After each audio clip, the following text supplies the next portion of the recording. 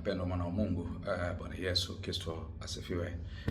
Mara nyingi tunapopita kwenye hali ya maumivu, hali ya mateso, hali ya kutafakari mazingira ambayo tupo au kule tunakokwenda, ni rahisi sana kufika mahali na kuona kama hatuwezi kufika mwisho au kuvumilia. Hapa tunakuwa tumekata tamaa. Lakini katika hali hiyo hiyo tu pia sio kwamba hakuna jambo linaloendelea kwenye ulimwengu ambao hatuwezi kuona. Ukiangalia mateso ya Ayubu ambao watu wengi tunaposoma tunaweza kumwelewa Ayubu. Ukiangalia ile sura 42 ule mstari kuanzia wa 12, Biblia inasema basi hivyo Bwana akaubariki huo mwisho wa Ayubu zaidi ya mwanzo wake, naye alikuwa na kondoo 14,000 na ngamia 6,000 na jozi za ng'ombe 1,000 na punda wake 1,000. Alafu tena alikuwa na wana waume 7 na mabinti 3. Akamwita huyo wa kwanza jina lake Yemima, na wa pili akamwita jina lake Kesia, na watatu akamwita jina lake Keleni Hapuhu. Katika nchi hiyo yote hawakuwapo wanawake waliokuwa wazuri kama hao wana wa Ayubu, na baba yao akawapa urithi kati ya ndugu zao wanaume. Kisha baada ya mambo haya Ayubu akaishi miaka 140, naye akawaona wanawe na wana wa wanawe hata vizazi 4. Basi Ayubu akafa mzee sana, mwenye kujawa na siku. Mtumishi wa Mungu, ukiangalia maneno haya yanaeleza mwisho ule wa Ayubu ulivyokuwa ni mwisho mzuri sana kuliko ule mwanzo wake. Tukisoma ile sura ya kwanza tunaona kama mwanzo wa Ayubu ulikuwa ni mwema. Kwa nini? Anatajwa Ayubu aliyekuwa na mali, aliyekuwa na mifugo, alikuwa na watoto, lakini alikuwa anatamkwa kama tajiri katika ule mji wa Usi. Na baada ya yale yote aliyopitia, maumivu ambayo shetani alienda kumjaribu, na kwa uvumilivu wake wote ambao Ayubu aliweza kufanya, licha ya kupita kwenye changamoto hata ya kukataliwa na rafiki zake kwa namna fulani, kutengwa, pia na mke wake kumweleza maneno ambayo hayakufaa kabisa ya kumwasi Mungu, kumkana Mungu. Na maandiko yanasema Ayubu hakutaka kuingia kwenye ule uovu, na akamwambia mke wake kwamba Mungu atupe mema tunasitupe mabaya. Ayubu aliposimama katika uaminifu wake, ingawa alifika kipindi alikata tamaa na kuna maneno alikuwa anatamka, na ikafika mahali akatamka maneno ambayo mara nyingi tunayatumia hata kwenye misiba, kwamba siku za mwanadamu aliyezaliwa na mwanamke ni chache, nazo zimejaa tabu, zinachanua kama maua, zinanyauka pia.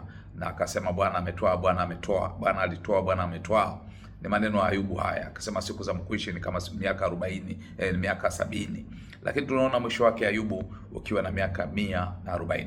Lakini sio hilo tu, Biblia hapa inatuambia kwamba akapata wanyama wengi sana, na kondoo, na ng'ombe na ngamia, na hao wametajwa kama majozi ya mifugo. Hapa tunaona nini?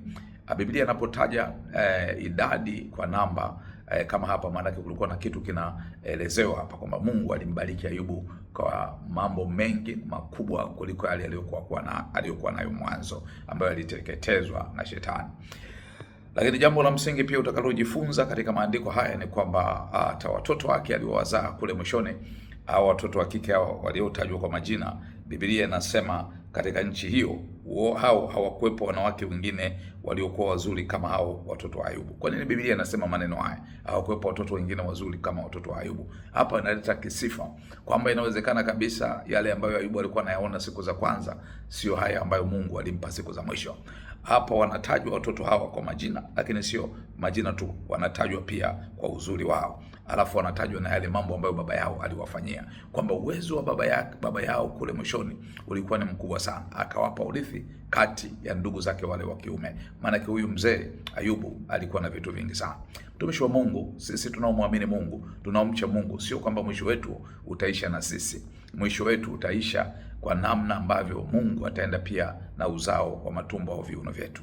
Kwa nini? Mungu aliyekuwa amembariki Ibrahim, Biblia inasema alipokufa Ibrahim, katika ile Mwanzo sura ya 25 mstari wa 11, Mungu akambariki na mtoto wake Isaka. Lakini sura ya 26 tunaona kwamba Mungu pia akimbariki Isaka kwa namna tofauti kidogo, na Mungu anamwambia Isaka kwamba kwa sababu Ibrahim alitii agizo, alitii agano langu na alitembea katika njia zangu. Kwamba unapotembea katika njia za Mungu, unapomwamini Mungu kwa uaminifu katika mapito, ukavuka na ukafika ng'ambo ya pili, Mungu sio atakufanikisha wewe tu, lakini atafanikisha na uzao wako. Aona hapa faida ya kumtumikia Mungu katika uaminifu na ustahimilivu mkubwa. Hicho ndio tunachokiona kwa Ayubu. Unajua watoto wake hawakupita kwenye hayo mapito ambayo Ayubu alipitia, au watoto ambao alikuja kuwazaa huko mwishoni, yani akina Yemima, Kesia pamoja na Keleni Hapuvu. Hawa hawakuwazaa katika kipindi kile cha neema ya kwanza, hawa waliwazaa katika kipindi baada ya tabu. Kumbe unapovuka ng'ambo ya pili baada ya tabu na maumivu makubwa, maanake ile neema utakuwa kwenda nayo katika ng'ambo ya pili baada ya tabu na maumivu ni neema ambayo inakwenda pia na uzao wako. Hawa watoto waliona neema kupitia mateso ya baba yao, waliona baraka kupitia mateso ya baba yao. Unajua kuna watu ambao leo hii wako mahali wamefanikiwa na hawakumbuki wazazi wao. Kwa nini? Hawajui kile ambacho baba zao na mama zao walikiangaikia. Mtumishi wa Mungu, hebu waambie watoto wako mapito wakati mwingine unaopitia. Angalia pia hata yale ambayo pengine wao wanaona kama fahari, lakini inawezekana wewe ndio inakuumiza sana.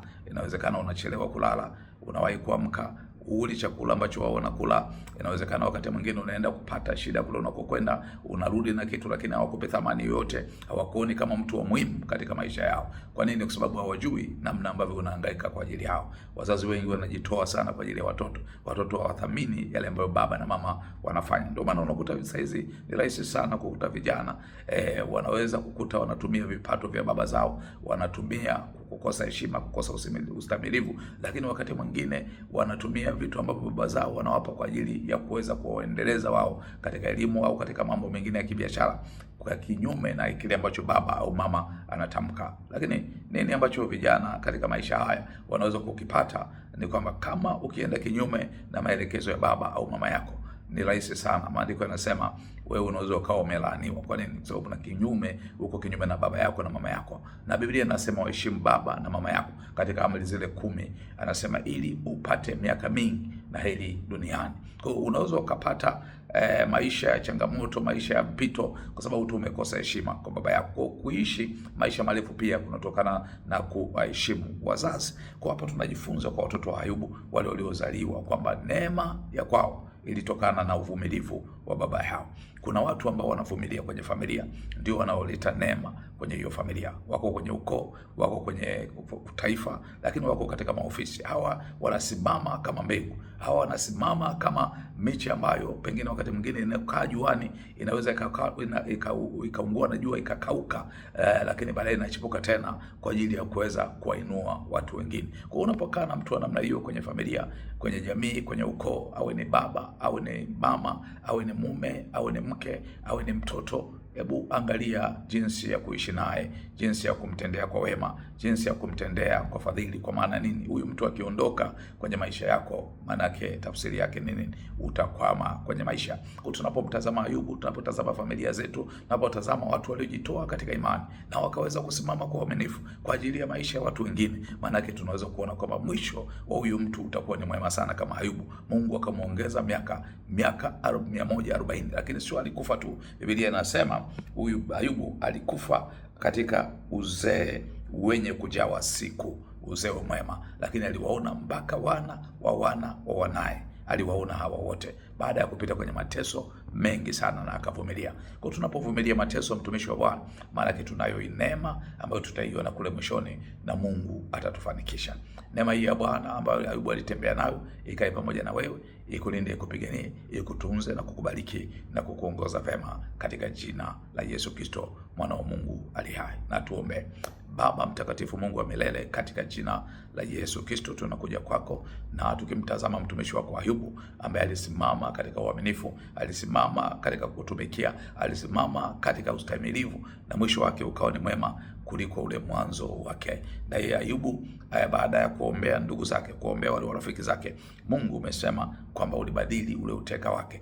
mwanzo wake haukuwa mzuri sana kama ule mwisho wake. Wewe ambaye unafanya zaidi yale ambayo tunayaomba na tunayawaza kwa kadiri ya nguvu itendayo kazi ndani yetu, katika ile Efeso sura ya 3 mstari wa 20 umeandika, ndivyo ambapo Mungu tunatumaini hata kwa ajili ya maisha yetu haya, ukatutie nguvu za Roho Mtakatifu za kuweza kusimama na kuvumilia matatizo na shida zote, na mwisho wetu kauone ufalme wako na ulinzi wako wa daima ukae pamoja nasi kila wakati kama mbegu, ili tuweze kumudu majukumu yetu uliyotupa. Mungu utukuzwe na umidiwe daima, katika Kristo Bwana wetu tumeomba, amen. Mtumishi wa Mungu, siku yako ikawe ni njema. Mungu akulinde na mabaya yote, Mungu akuinue, Mungu akufadhili, na Mungu akupe kibali mahali pale ulipo, katika jina la Yesu Kristo. Na ikiwa ni katikati ya mwezi huu, ninakuombea Mungu akutetee. Unapoingia, mkono wake uwe pamoja naye, iwe ni mchana, iwe ni asubuhi, iwe ni jioni, iwe ni usiku.